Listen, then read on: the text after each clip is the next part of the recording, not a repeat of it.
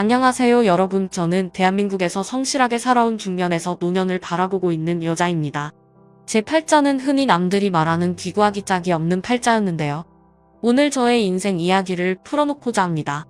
저는 시골에서 농사 지으시는 부모님 밑에서 태어나 중학교를 다니다가 그만두고 집안일을 돕다 친척 언니의 중매로 결혼을 했습니다. 남편은 저의 부모님 같은 가난한 농사꾼이었죠. 저는 남편과 농사 지으며 가난하지만 소소하게 신혼 시절을 보냈습니다. 그리고 결혼한 지 1년 만에 어여쁜 딸아이를 하나 낳았죠. 딸을 낳고 얼마 지나지 않아서 남편은 교통사고로 세상을 떠났습니다. 농사 지은 농작물을 싣고 장터로 가던 중 음주운전을 하던 트럭과 부딪히고 만 것이었죠. 연락을 받고 응급실로 급하게 뛰어갔을 때는 이미 남편은 싸늘한 시신이 되어 하얀 병원 침대에 누워있던군요. 지금은 너무 오래되어 어렴풋하게 남아있지만 아직도 그 차가웠던 남편의 손의 감촉은 마치 어제의 일처럼 생생합니다. 그렇게 저는 이제 막 버릇만 때려는 아기와 함께 과부가 되었습니다. 황망하게 장리 치르고 집에 돌아오고 나서도 전혀 실감나질 않았어요. 내가 혼자가 되었다는 사실과 앞으로 혼자 아이를 키우며 살아가야 한다는 것이요. 그러나 저는 그대로 죽을 순 없었어요. 제 옆에 꼬물거리며 살아있는 아기가 저에게 배고프다고 울고 기저귀를 갈아달라고 울었으니까요. 저는 이 생명을 지켜내야만 했습니다. 그래서 남편이 죽고 난 지 한 달 후부터 정신을 차리려고 애를 쓰면서 필사적으로 여러 가지 일을 했어요. 마을 분들은 저를 딱하게 여겨 바느질거리 등 소일거리를 저에게 많이 주셨고 불러주는 곳이면 어디든 아기를 달려가 일을 했어요. 다행히 아기는 많이 아프지 않고 잘 커주었죠. 하루 종일 온갖 잡다한 일을 하느라 온몸이 아파도 아기가 저에게 웃으며 안기는 모습을 보면 모든 피로가 녹아내리는 듯 했습니다. 그렇게 저는 딸과 함께 살아갔죠. 아무래도 계속 일을 하기 위해 아기를 데리고 다니기 버거워서 저는 친정부근으로 갔습니다. 그리고 정피치 못할 때는 아기를 부모님께 맡기고 계속 일을 했죠. 힘들고 힘든 4월이었습니다. 아기 봐주시는 부모님 앞에서 힘든 내색을 할 수도 없었고 저만 기다리는 우리 딸에게 약한 모습을 보일 수도 없었죠. 그래서 많이 힘든 날에는 혼자 물컵에 소주를 따라 마시면서 저는 웃으려고 이악 물며 살았어요. 지금 생각해보면 전구 우리 딸이 예쁘던 그때가 참 좋은 시절이었는데 그땐 왜 그렇게 힘들기만 했는지.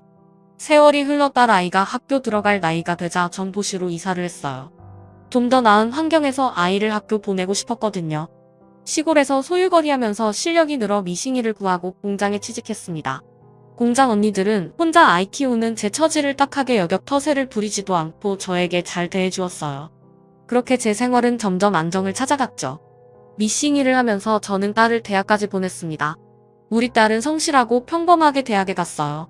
그리고 대학 동아리에서 만난 남자친구와 결혼을 하고 싶다며 저에게 인사를 받죠.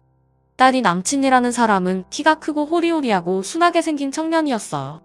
청년은 저에게 90도 인사했습니다. 안녕하세요. 저는 김진호라고 합니다. 아, 어서 와요. 우리 딸한테 이야기 많이 들었어요. 그래, 둘이 결혼까지 생각한다고 하던데 부모님은 뭐 하시나요? 청년은 갑자기 부모님 이야기를 묻자 잠시 머뭇거렸어요. 제 딸은 그 청년의 어깨에 손을 올리며 청년을 다독이더군요. 아, 네. 제 부모님은 교통사고로 제가 중학생 때 돌아가셨습니다. 저는 뭐라 할 말이 없었습니다. 중학생 때부터 혼자 살아왔을 청년의 인생이 얼마나 고단했을지 눈에 보일 듯 선명하게 느껴져 안쓰러웠어요. 또 이런 생각하면 안 되지만 내 딸만은 좋은 시부모 만나고 고생 안 하고 살길 바라는 이기적인 부모의 마음에서 사회로 맞고 싶지 않은 마음도 들었죠. 저는 더 이상 아무 말 않고 불고기며 밑반찬 등을 꺼내어 청년과 함께 식사를 했습니다. 청년은 전기과를 졸업하고 현재 정기점검하는 일을 한다고 했어요. 수입은 그럭저럭 괜찮았고요. 나름 노력해서 전셋집 얻을 돈 정도는 마련해 두었다고 하며 청년은 저에게 제 딸과 결혼하고 싶다고 했습니다. 그날 저녁 저는 딸을 불러서 물어봤어요. 정말 그 청년하고 결혼할 거니? 부모님도 안 계시고 미래가 불안해 보이던데. 다른 사람도 만나봤으면 좋겠어. 딸은 제 말을 듣자마자 말했어요. 엄마가 그랬잖아요. 아빠가 갑자기 돌아가신 것처럼 인생엔 알 수 없는 일들이 많이 있다고요.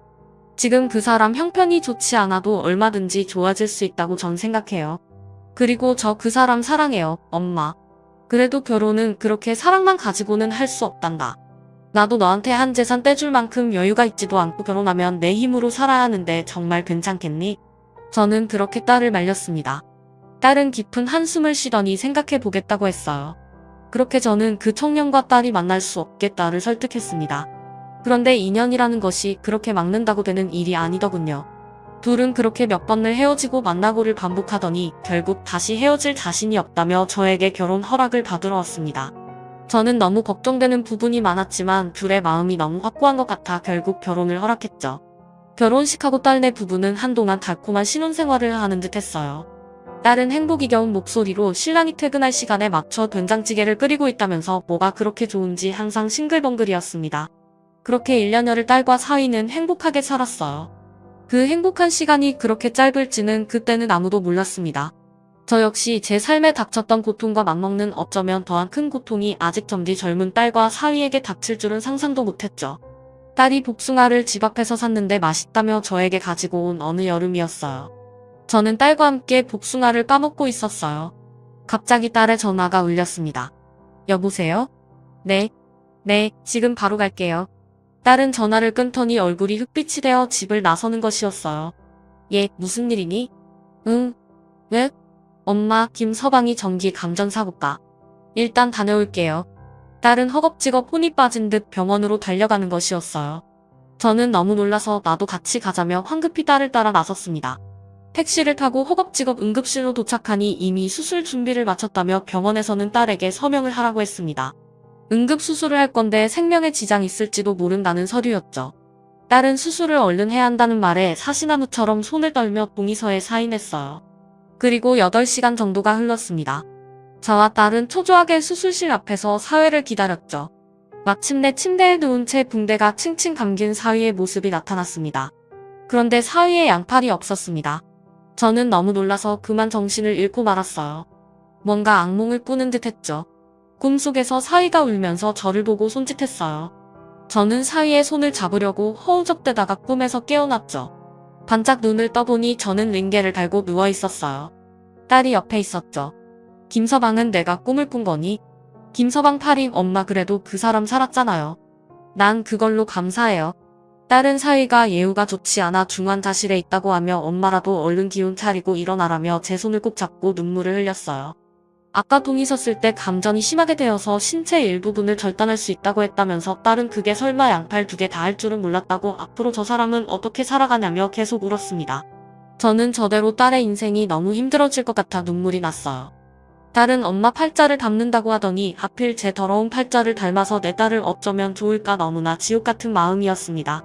그렇게 사위는 중환자실에 있다가 겨우 회복하여 일반 병실로 옮기고 의식을 회복하고 또 우린 기간 병원에서 보냈어요. 다행히 보험이 있어 적용을 받고 막대한 병원비는 보험료로 낼 수 있었죠. 그러나 사위의 눈동자는 아무런 의욕 없이 항상 흐려 있었습니다. 혼자서는 이제 화장실 가는 것도 밥 먹는 것도 쉽지 않았죠. 양팔이 없었으니까요. 저는 미시기를 계속 나가야 했기에 딸은 간병인과 함께 사위를 돌아가며 돌보았습니다.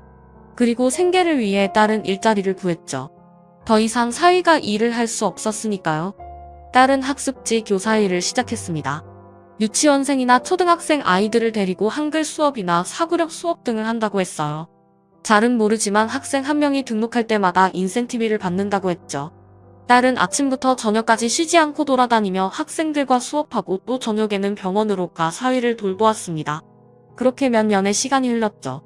저는 저대로 딸은 딸대로 바쁘게 살아갔습니다. 저는 사위의 모습을 참아 보기가 힘들어 한동안 사위를 보러 가지 않았다가 시간이 지나면서 가끔 과일을 깎아주러 병실을 들르기도 하고 간식을 사가기도 했어요.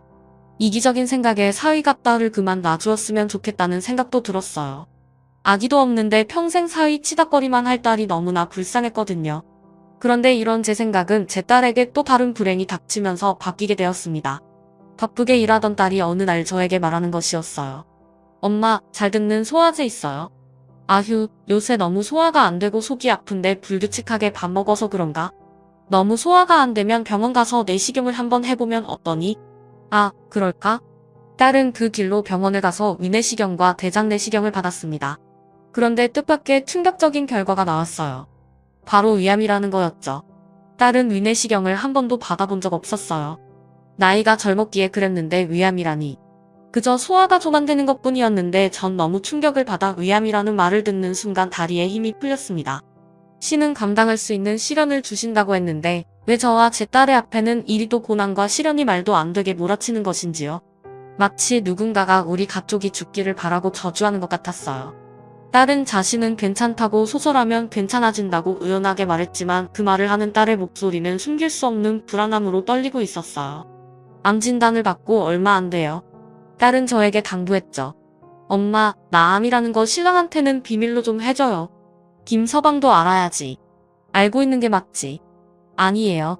엄마, 난 그냥 수술하면 괜찮을 거래요. 병원에서 받으라는 치료 잘 받고요. 신랑 안 그래도 지금 변한 몸 때문에 못 견뎌 하는데 더 이상 힘들게 하고 싶지가 않아요, 엄마. 저는 끝까지 다른 사람들을 먼저 생각하는 딸 아이의 고운 마음에 가슴이 천갈래 만갈래로 찢어지는 듯했어요. 차라리 나를 아프게 하시지. 왜 이렇게 점디 젊은 부부에게 이런 시련을 주시는지. 하루에도 몇 번씩 신에게 애원했다가 욕을 했다가 마치 정신 나간 사람처럼 그렇게 저는 딸에게 닥친 현실을 받아들이기 힘들어 발버둥을 쳤죠. 딸은 신랑에겐 비밀로 하고 다른 일로 지방에 다녀오겠다 하고서는 수술을 하고 입원을 했습니다. 저는 딸이 입원한 기간 동안 사위를 보살펴 주었죠. 사위는 이제야 팔이 없어진 자신의 몸에 적응한 듯 싶었어요. 그래도 다리는 멀쩡해서 잘 걸어다녔고 새로 맞춘 의수에도 적응이 비교적 잘 되고 있었어요. 얼른 재활을 마치고 의수를 가지고도 할 수 있는 기술직을 찾아 직업을 다시 갖겠다는 것이 사위의 목표였습니다. 딸이 지방의 일 때문에 가겠다고 하고 연락이 안 되자 사위는 눈에 띄게 불안해했어요. 저에게 딸이 언제 오느냐고 어머님과는 연락이 되느냐고 묻기도 하고 또 대답이 없는 딸의 전화에 계속 전화를 걸기도 했습니다. 딸도 계속 수술 이후 컨디션이 좋지 않아 연락을 못 받은 것이었는데 사위 얼굴이 날이 갈수록 흑빛이 되는 것이 뭔가 단단히 오해한 듯 싶었어요. 어머님, 저 드릴 말씀이 있습니다. 김서방, 무슨 일인가? 어머님, 저 이제 그만 정의 곁을 떠나려고 합니다. 아니, 그게 무슨 말인가? 갑자기? 제 생각엔 요즘 정의가 연락이 잘 안 되는 것이 저 때문에 지쳐서인 것 같습니다. 팔도 없는 이런 몸이 된 제가 염치 없게 너무 오래 정에 고생만 시키고 붙잡아놨던 것 같아요. 우리 둘 사이에 아이가 있는 것도 아니고 이제 그만 보내주는 게 제 도리일 것 같습니다. 아니, 자네 가더라도 정의 이야기는 들어보고 가야지. 이렇게 일방적으로 이야기하면 어쩌는가? 그럼 제가 뭘 어떻게 할 수 있겠습니까? 팔도 없고 손가락도 없는 이런 몸으로 제가 뭘 할 수 있겠어요? 장모님, 그냥 제가 헤어져 주는 게 장모님도 정혜 씨도 속 편한 일이잖아요. 사회는 갑자기 방문에 머리를 쿵쿵 찌르며 소리를 지르며 울었어요. 그 울부짖음을 듣고 있자니 눈앞이 아득해지는 기분이었어요. 사회가 단단히 오해했구나. 이 일을 어떡하지? 그렇다고 암이라고 솔직히 말한 듯 나아질 상황이 있을까? 괜히 서로 더 힘들어지는 건 아닐지? 저는 생각이 많아졌습니다. 일단 진정하게 내가 딸에게 다시 연락해 볼 테니 좀 기다리고 있게나. 자네를 저버리려고 그런 건 아닐 걸세. 제발 내 말 좀 믿어. 저는 사회를 진정시켜놓고 병원에 있을 딸에게 전화를 걸었어요. 그리고 딸에게 그냥 사실대로 말하자고 사회가 오해했다고 했죠. 딸은 울음을 삼키는 듯 하더니 그러면 내가 직접 이야기할 테니 엄마는 기다려달라고 부탁했습니다. 딸은 그렇게 되고 나서 저는 딸의 집에 들어와 있었어요. 살림을 합쳐 사회를 제가 간병인과 함께 돌보고 있었죠. 딸은 전화를 걸어 암에 걸렸단 이야기를 털어놓을 생각인 것 같았습니다. 아는 아달까 사회에게 전화가 오는 것 같길래 저는 두 사람이 대화를 잘 나눌 수 있도록 자리를 피해주는 것이 맞다고 생각되어 잠시 두부 사러 나갔다 오겠다고 거짓말하고 집 밖으로 나섰어요. 계절은 가을에서 겨울로 넘어가는 제법 쌀쌀한 바람이 불어오는 때였는데 어찌나 하염없이 눈물이 나는지 저는 가디건을 치켜세우며 추위를 피하려 했지만 눈가에 흘러내리고 있는 눈물 때문인지 너무나 차갑고 차가운 날이었습니다.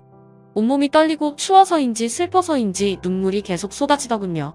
사람의 인생이라는 것이 왜 이렇게 쓰리고 아픈 것인지 저는 핸드폰 속에 넣어두었던 두 사람의 결혼사진을 보았어요. 아직 팔이 멀쩡한 사위가 제 딸의 어깨를 감싸 안고 두 사람이 활짝 미소 짓고 있는 모습, 행복의 한가운데 있는 듯한 그 미소가 제 가슴을 더욱 아리게 했습니다. 그렇게 저는 하염없이 울며 차가운 거리를 떠돌다가 집으로 돌아갔죠. 사위는 딸과 어떤 대화를 했을까. 저는 용기를 내서 현관문을 열고 집 안으로 들어갔습니다. 아니, 이보게. 세상에. 그런데 이게 무슨 일일까요?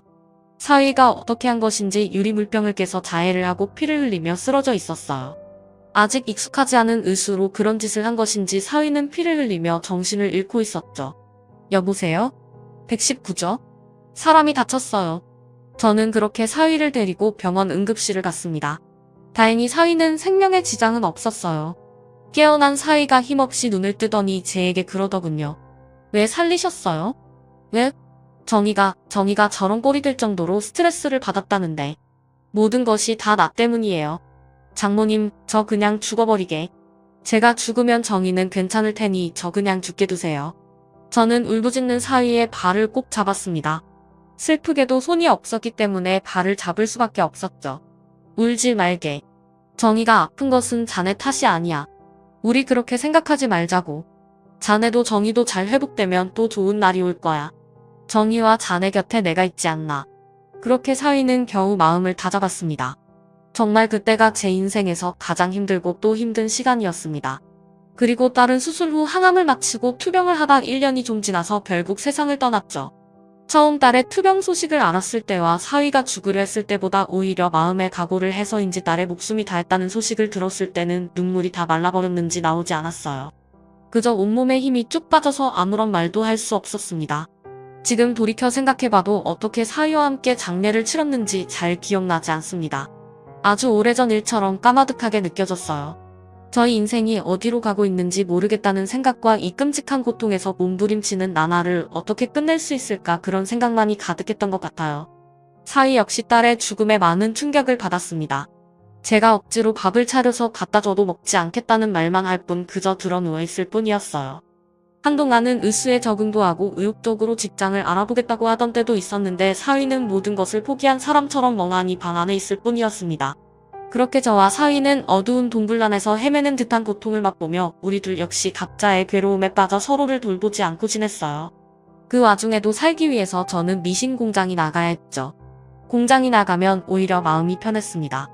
당장 해야 할 일들을 하면 이제는 내 곁에 없는 딸의 일이나 또 팔에 잘려버린 장인 신세가 된 채 아내를 잃은 사위에 대한 생각들을 잊을 수 있었죠. 그래서 더 일을 많이 하려 노력했고 필요하지 않은 야근도 자처해서 하곤 했어요. 그런데 그런 수많은 하루 중에 어떤 날 집에 돌아가자 저는 사람의 인기척이 없음을 느꼈습니다. 김서방 이럴 수가. 사위가 집을 나간 것이었어요. 사위는 의소로졌음이 분명한 삐뚤빼뚤한 글씨로 그동안 감사했다는 말만 남긴 채 옷가지 몇 개와 함께 사라졌습니다. 저는 방 안에 털썩 주저앉아 버렸어요. 어디서 사위를 찾아야 할지 도대체 어디를 갔을지 상상도 되지 않았죠. 또 마음 한편으로는 이왕 이렇게 된 거 그냥 각자 자기 살 길 찾는 게 맞지 않을까, 내가 몸이 불편한 사위까지 떠안고 먹여 살리기가 자신 없는데 라는 생각도 들었습니다. 그렇게 저는 사위를 적극적으로 찾진 않고 그냥 며칠 가만히 있었죠. 그렇게 혼자 며칠을 멍하니 있다가 저는 딸의 유품들을 정리하기로 했습니다. 유품 중에는 병원에서 받아온 딸의 물건들이 있었어요.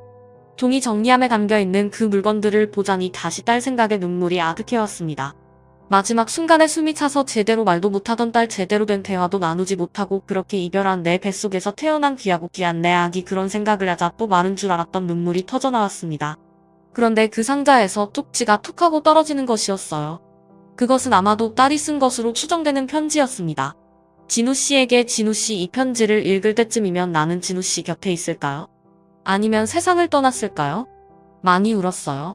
나는 진우씨가 울지 않고 씩씩하게 잘 살아갔으면 좋겠어요. 진우씨, 그리고 우리 엄마를 지켜줬으면 좋겠어요. 우리 엄마 아빠 돌아가시고 나까지 죽으면 기댈 데 없는 사람이에요.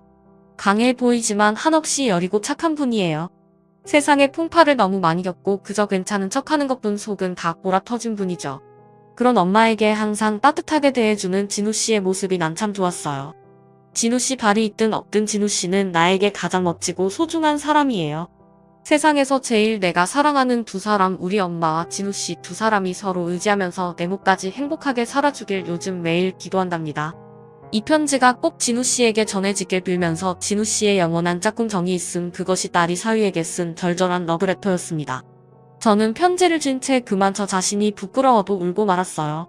나이를 이만큼이나 먹고서 고아인 그 아이를 내 아들 같은 사위를 부담스러워 찾지 않으려 하다니, 이렇게나 내 딸이 사랑했던 내 딸의 소중한 가족을 내가 그저 외면하려 했다니, 항상 나에게 다정하게 대해주고 무슨 말이든 말대꾸 한 번 없었던 천사 같은 사위를 내가 사위의 상황이 힘들어졌다고 그냥 내치려고 했다니 저는 깊이 후회했습니다.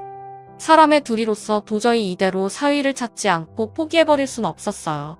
그렇게 된다면 죽기 전에 너무 큰 후회를 하게 될 것 같았죠. 그 다음 날부터 저는 사위가 예전에 썼던 핸드폰을 충전해서 그 연락처에 있는 사람들에게 사위의 행방을 묻기 시작했어요. 무작정 전화해서 김진우 씨 아냐고 혹시 지금 어디 있는지 아냐고 묻자 대부분의 사람들은 예전에 연락을 했지만 지금은 연락이 끊겼다는 말뿐이었어요. 그래도 저는 그 200여 개나 되는 연락처를 며칠에 걸쳐 하나하나 전화 걸면서 사위의 행방을 찾았습니다. 그러다가 사위의 친구로 보이는 한 연락처로 전화했을 때 전화 받은 친구가 그러더군요. 그런데 어머니, 그 녀석이 갈 곳이라면 한 군데 제가 짚히는 곳이 있어요. 그게 어디예요? 목포요. 그 녀석 원래 어릴 때 목포에 잠깐 살았거든요. 부모님 살아계실 땐 목포로 한 번씩 놀러 가기도 했고요. 아버지 친구분이 목포에 있다고 했던 것 같아요. 저도 최근에 연락받은 건 없어서 잘 모르지만 아마 목포에 있을 것 같아요. 저는 그 길로 회사 휴가를 내고 목포행 고속버스를 탔습니다. 그리고 목포에 도착해 시장을 돌아다니며 혹시 그날 일용직을 구하는 사무실이나 그런 아르바이트를 할 사람은 어디서 구하냐고 물었어요. 아무리 생각해도 돈이 얼마 없을 사위가 이곳에 있다면 일자리를 구하려 했을 것 같아서요. 그리고 팔이 없는 의수를 한 사내에 대해 혹시 아는 것이 있냐고도 묻고 다녔습니다. 그렇게 하루 종일 떠돌아다니다가 저는 너무 지쳐서 한 횟집에 들어갔어요. 오늘 사위를 찾기엔 글렀고 그냥 허기진배를 달래려 요기를 하고 여간방이나 구해서 하루 자야겠다고 생각했어요. 그때였어요. 옆 테이블에 사람들이 하는 이야기가 들려왔죠. 그 새로운 김씨 총각 봤어. 아, 오늘 바다에 뛰어들려고 한 거 아닌감? 아, 그렇지? 내가 잘못 본 거 아니지? 아니, 몸도 불편한 장애인이 무슨 술을 매일 그리 마시네? 내가 그만 좀 마시라고 하니까 자기 일에 상관하지 말라고 하던데. 저는 벌떡 자리에서 일어났습니다. 드디어 사위를 찾았어요. 저는 그분들에게 그 사람 어디 있냐고 다그쳐 물어 사위가 잠시 지내고 있다는 민박집을 찾아갔죠. 그리고 사위의 얼굴을 볼 자신이 없어 사위가 있다는 방 안으로 딸의 편지를 집어넣었어요. 그 편지 뒷면에 적어두었죠. 나를 버리지 않고 같이 살아줄 수 있는 땡땡 여관으로 오라고. 그리고 그 다음날 저는 여관에서 하루 종일 사위를 기다렸습니다. 혹시 사위가 오지 않더라도 딸의 마음을 전했으니 그걸로 일단 제 할 도리는 했다는 생각이었어요. 그런데 마치 기적같이 사위가 똑똑하고 여관방 문을 두드려 주었어요. 저는 사위에게 몇 달 만에 미소를 보이며 말했습니다. 김서방, 자니는 이제 내 아들이야. 진우라고 불러도 되지? 앞으로 나를 엄마라고 불러. 우리 먼저 간 정이모까지 행복하게 샀세. 장모님, 엄마라고 해야지. 엄마, 내 엄마. 그렇게 사위와 저는 엄마와 아들이 되었습니다. 함께 서울로 돌아와 저는 미싱 공장을 열심히 나갔고 사위는 사위대로 재활을 열심히 했어요. 제가 미싱한 지 연차가 꽤 되어서 제법 돈을 많이 받고 있었기 때문에 간병이나 어느 정도 쓰면서 사위를 케어해 줄 수 있었죠. 그렇게 저는 새로 생긴 제 아들 진우와 함께 10년이 훌쩍 넘는 세월을 함께 지냈죠. 진우는 순하고 따뜻한 아이였어요. 전 나중에는 진심으로 진우가 새장가를 가길 바랐습니다. 나랑 연을 끊어도 좋으니 새장가 가서 남들 하는 거 다 하고 자식도 낳음에 행복하게 살았으면 하는 마음이었죠. 그러나 진우는 자신은 정이 하나 가슴에 품고 사면 된다며 빡 잘라 그런 이야기를 거절하는 것이었어요. 그런 일로 가끔 말다툼하는 것을 빼면 우리는 사이좋은 모자였습니다. 오랜 세월 을수를 쓰다 보니 이제 제법 을수 사용이 능숙해진 진우는 자신이 도움을 많이 받았던 후원단체에 자신도 뭔가 도움이 되고 싶다며 봉사활동을 나가기도 했어요. 유기견 봉사나 진우와 같이 몸 한쪽이 불편한 분들을 위한 봉사활동을 열심히 하더군요. 한 번은 같은 봉사자라면서 중년의 남자분과 함께 집에 온 적도 있었어요. 그 중년의 남자분은 진우의 동생을 만났어요. 그 남자분이 불의의 사고로 다리를 약간 저었는데 자신의 의수를 보고 신기해하고 관심을 가져 친해졌다고 하며 진우는 봉사 친구가 생겼다며 좋아했죠. 저도 진우 친구분이라 하셔서 음식을 정성껏 만들어 대접해드렸습니다. 그렇게 소소한 일상 속에서 저와 진우는 각자 할 일을 하며 평탄히 지냈어요. 먹고 살기는 빠듯했지만 큰 풍포 없던 그 시절이 저에게는 참 소중한 시간이었죠. 딸 아이를 잃은 슬픔도 새로 생긴 아들을 채워주어 많이 위로가 되었습니다. 무엇보다 제가 정이가 보고 싶을 때 끝도 없이 정이 이야기를 하면 진우는 끝없이 들어주고 또 자신도 정이 이야기를 했습니다. 그렇게 마음껏 정이를 함께 그리워할 수 있는 것만으로도 정말 위로가 되었어요. 그렇게 우리 둘은 서로에게 살아갈 힘을 얻고 있었죠. 그러나 큰 고통의 파도가 지나가고 나서도 작은 고통들이 끝없이 밀려왔습니다. 제가 공장에서 잘리게 된 것이었어요. 너무 나이가 많아서 저보다 젊은 관리자들의 말을 안 듣고 고집을 부린다는 이유로 공장을 새로 연수한 사장이 절 내치려고 한 것입니다. 저는 이 공장에서 무척 오래 일했기 때문에 처음에는 다른 곳에 취직하면 되겠지 하고 생각했는데 경기가 안 좋아서인지 제 나이가 너무 많아서인지 저를 받아주려 하는 미신 공장이 없었어요. 저는 어쩔 수 없이 식당 설거지 일을 알아봐야 했죠. 진우는 조금씩 취업지원센터에서 할 수 있는 일들을 찾고 있었지만 아직 수입이 신통치 않았고 또 몸을 쓰는 일은 아예 할 수가 없었으니까요. 나이가 들어 식당 일을 하려니 온몸뼈 마디마디가 쑤시고 아팠습니다. 아침에 일어날 때 몸이 생각대로 움직이지 않는 날도 많았고 밤에 잠들기 전에도 온몸이 쑤셔서 끙끙대며 앓았죠. 진우는 그런 밤이면 제 곁에 와서 다리를 주물러 드리고 싶은데 외수로는 주무를 수가 없다고 눈물 짓곤 했어요. 도움이 되지 못해 미안하다며 그렇게 진우는 제 머리맡에서 항상 제가 잠드는 것을 지켜봐 주었죠. 하루하루 힘든 나날이었습니다. 간병인을 쓰는 것도 많이 줄여버렸고 저는 식당 일로 지쳐갔고 진우는 몸이 불편하니 할 수 있는 일이 많이 없고 우리 집은 점점 더 가난해 구렁텅이로 빠져갔습니다. 진우도 저도 먹고 사는 문제로 예민해지고 빠듯해졌어요. 저는 진우에게 짜증내는 날이 많아지고 있었고 진우는 진우대로 그런 저를 보며 많이 참고 있었죠. 하루는 너무 힘들고 고통스러워서 어떻게 하면 편하게 죽을 수 있을까 진우에게도 물어가서 우리 두 사람이 함께 세상을 뜬다면 어떨까 그런 생각으로 마트에서 농약을 사서 집으로 갔습니다. 그리고 진우에게 내밀었죠. 진우야 엄마가 생각을 해봤는데 우리 한날 1시에 뜨는 게 어떠니? 엄마, 정이가 다 보고 있어요. 그러지 마세요. 다음 달이면 우리 생활비가 바닥날 거야. 진우야 그냥 이게 현명한 걸지도 몰라 진우야 엄마 돈 낳을 다른 방법도 없지 않니? 어디 빌려서 갚을 수 있는 것도 아니고 나는 늙고 너는 몸이 불편한데 진우는 제가 아까군 이랬었다. 아무 말도 없이 바쁘게 살았어요. 그래서 방문을 닫더군요.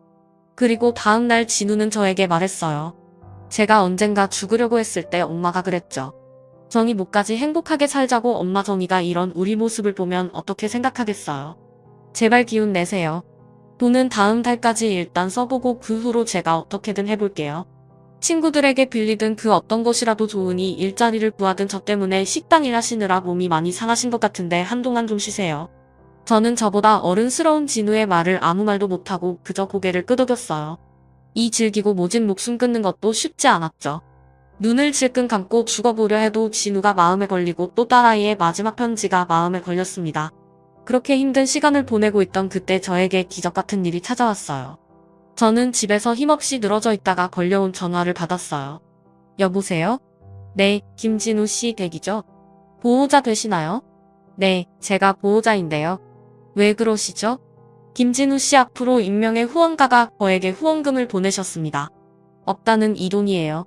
저는 정신이 하나도 없었습니다. 몇 억의 돈을 누가 도대체 우리를 위해서 내놓는단 말입니까? 누가 후원했는지는 밝힐 수 없지만 진우 씨와 어머니의 사연을 듣고 감동한 익명의 부의한 분이 돈을 보내셨다는 것만 알고 계시면 됩니다. 그렇게 그분은 끝까지 후원자의 신분을 밝히지 않고 전화를 끊었어요. 저는 한동안 이 일이 꿈인지 생시인지 정신이 없다가 한 달쯤 지나고 실제로 진우의 통장에 돈이 들어오고 나자 그제서야 실감이 났습니다. 저는 진우와 함께 신이 나서 이 돈으로 뭘 할 것인지 계획을 세웠죠. 처음에는 식당을 할까 생각했어요. 그러나 진우와 제가 함께 일하기에는 식당 일은 좀 맞지 않았죠. 저는 체력이 딸렸고 진우는 의수이기 때문에 손을 정교하게 쓸 수 없었으니까요. 그래서 업종을 프랜차이즈 카페를 하기로 했습니다. 디저트도 팔고 커피도 파는 곳으로요. 프랜차이즈를 했을 때 케이크나 디저트류를 모두 냉동으로 본사에서 가져오기 때문에 그냥 간단히 데우기만 하면 돼서 좋았어요. 그렇게 가게 자리를 알아보고 어떤 브랜드 카페를 차릴 것인지 알아보느라 저와 진우는 정신없이 바빴죠. 그리고 두세 달여를 그렇게 바쁘게 쫓아다닌 끝에 가게를 오픈하게 되었습니다. 가게 오픈 날 저는 저의 지인들과 진우를 챙겨주시는 복지사분들 그리고 봉사활동 단체분들을 모시고 조촐하게 개업식을 했어요. 그리고 그 자리에 예전 진우의 친구라고 하던 다리를 절던 중년 남자분도 오셨는데 그분이 번쩍번쩍한 최고급 외제차를 타고 고급 양복을 입고 나타나신 게 아니겠어요? 진우야 저번에 왔던 그분 맞지? 네, 최 회장님 여기에요. 아, 놀라셨구나. 어머니 최 회장님은 건설회사 대표세요. 그 순간 저는 알 수 없는 직감 같은 것이 스쳐왔어요. 우리 집에 찾아와 이것저것 형편을 물어보시던 그 모습과 그리고 지금 개업식에 나타나 짓고 있는 저 뿌듯한 표정까지 분명 우리에게 후원금을 주신 분은 저분이 틀림없었어요. 저는 디저트와 커피를 내놓고 손님들을 대접하다 최 사장님이 가신다기에 가게 앞으로 인사를 드리러 나섰어요. 아이고 진우 어머님 나오실 곳까진 없는데 가끔 커피 마시고 싶을 때 들러올게요. 저는 마지막까지 자신이 한 일을 알리지 않으려는 회장님의 태도에 눈시울이 붉어졌어요. 그래서 그만 덥석 그분의 손을 잡았죠. 아니 왜 이러세요 어머님 저와 진우에게 보내주신 돈 감사히 쓰겠습니다. 먹고 살 방편을 마련해 주셔서 정말 감사드려요. 정말로 저희에겐 하늘에서 도마지로 내려온 거나 다름없습니다. 앞으로 더욱 배불면서 살겠습니다. 정말 감사드립니다. 저는 눈물을 줄줄 흘리며 회장님께 제 마음을 말씀드렸어요. 회장님은 참 무슨 말씀이신지 다 착하게 살아서 복 받으신 겁니다. 어디 몸 불편한 사위를 그렇게 10년도 훨씬 넘게 건사하기 쉽나요? 다 어머님이 착하게 사신 거 돌려받는 거예요. 하면서 끝까지 자신은 모르는 일이라고 잡아떼며 가셨어요. 그렇게 저와 사위는 아니 제 아들이 된 진우는 돈 걱정 않고 살아가게 되었어요. 프랜차이즈 브랜드의 장점은 아무래도 인지도가 있으니 홍보가 쉽다는 점인데요. 한 달에 500만 원이 훨씬 넘는 돈을 벌게 되니 안평동에 돈이 많이 생겼습니다. 그래서 저와 진우는 정희처럼 암을 앓는 사람들에게 도움이 되고 싶어 다달이 얼마의 금액을 안평동에 기부하기로 했어요. 또 진우처럼 몸 한쪽이 불편한 사람들에게도 필요한 도움을 주기적으로 주기로 했습니다. 겨울이면 연탄 봉사를 가고 주말이면 가끔 강아지들을 보러 갑니다. 진우와 이렇게 함께 봉사하며 지내는 요즘 같은 나날들이 사람들은 이제 겨우 형편이 나아졌는데 왜 갚아주고 다니냐고 하지만 저는 제가 다른 사람에게 베푼 만큼 다시 저와 진우에게 돌아온다고 믿기 때문입니다. 여러분은 이런 저의 생각을 어떻게 생각하시나요? 저는 제가 그때 진우를 버렸다면 오늘과 같은 이런 좋은 상황이 오지 않았을 것이라 확신합니다. 그러니까 인과응보라든가 사필귀정이라는 한자 성우들이 있지 않겠어요? 갑자기 무슨 한자 성우냐고요? 아, 제가 공부가 짧은 것이 한이 되어서 요즘 한자 성어 배우는 수업을 듣고 있어요. 뒤늦게 시작한 공부라 그런지 너무 즐겁고 재미있습니다. 여러분도 나이 들수록 남을 돕고 베푸는 삶을 한번 살아보시는 건 어떨까요? 저는 오늘도 제 딸 정희에게 부끄럽지 않게 하루하루 보내려고 노력하면서 사위가 아닌 아들이 된 우리 진우와 함께 최선을 다해 살아가고 있습니다. 몸의 장애보다 결국 큰 것은 나는 안 돼 못하겠어 이런 마음의 장애가 아닐까요? 제 굴곡진 삶의 이야기 들어보시니까 어떠셨나요? 조금이나마 힘든 인생살이에 제 이야기가 위로가 되었길 바랍니다. 그럼 모두 행복한 하루 보내세요. 감사합니다.